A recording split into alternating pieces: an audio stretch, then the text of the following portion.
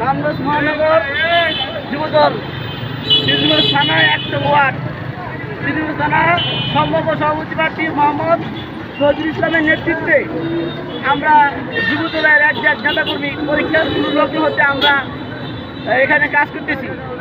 পরীক্ষার্থীরা যেন নির্বিঘ্নে পরীক্ষা কেন্দ্রে যেতে পারে সেই লক্ষ্যে যানজট নিরসনের লক্ষ্যে আমরা রাজপথে ছিলাম শুরু থেকে আজ পর্যন্ত।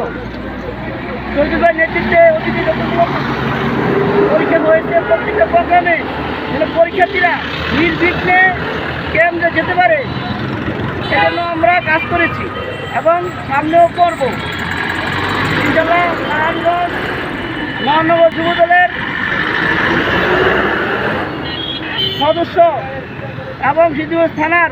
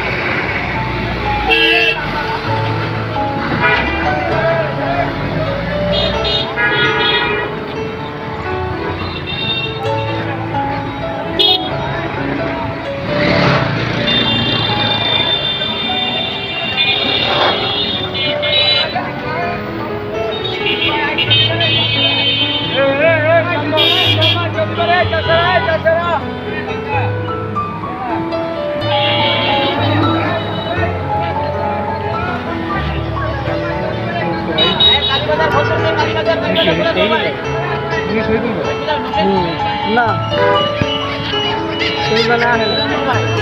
পিছনে ছবি